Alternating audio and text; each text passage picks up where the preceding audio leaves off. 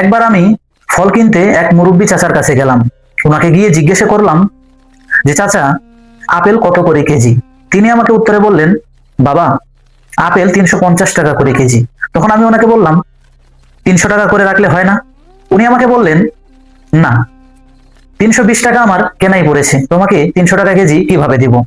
আমি চিন্তা করে দেখলাম 320 টাকা যেহেতু ওনার কেনা পড়েছে, 350 টাকা নিবে, সেটাই স্বাভাবিক।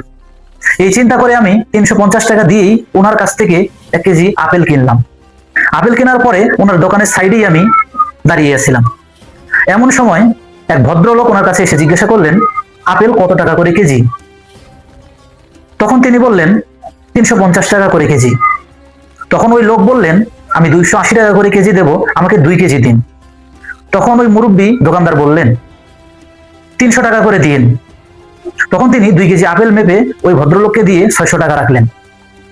আমি পাশে বিষয়টি দেখে অবাক হলাম এবং রেগে ওনাকে গিয়ে বললাম, মুরব্বী, আপনি নামাজ কালাম পড়েন, দাড়ি পেকে গেছে, আপনি টুপি মাথায় দিয়ে আমাকে মিথ্যে কথা কেন বললেন যে আপনার 320 টাকাই কেনা পড়েছে? উনি আমাকে ফলের কার্টুন থেকে একটি টুপি বের করে আমার সামনে ধরে বললেন, এইটা আমার নামাজের টুপি, আমি এটা পরে নামাজ পড়ি, এবং যে টুপিটা আমার মাথায় তুমি দেখতে পাচ্ছ, এটি হচ্ছে আমার ব্যবসায়িক টুপি। এই গল্পটি বলার একটি কারণ হচ্ছে, অনেকেই শুধুমাত্র নির্বাচনের সময় মাথায় টুপি দিয়ে আমাদের সামনে নিজেকে উপস্থাপন করে। এখানে আমার বলার উদ্দেশ্য হচ্ছে, অনেকেই ওই কাকার মতো ব্যবসায়ী টুপি, অর্থাৎ নির্বাচনের জন্য ব্যবসায়ী টুপি মাথায় দিয়ে আমাদের কাছে ভালো সাজার চেষ্টা করে।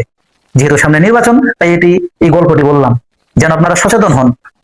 নিশ্চয়ই আমাদের ভোট দেব সৎ যোগ্য ব্যক্তি দেখে, যারা ন্যায় ইনসাফের সাথে ক্ষমতা পরিচালনা করবে। আসুন, কারা ব্যবসায়িক টুপি মাথায় দিয়েছে আর কারা ধর্মীয় টুপি মাথায় দিয়েছে, এটি বিবেচনা করেই নিজের ভোটটা দেওয়ার চেষ্টা করি। ধন্যবাদ।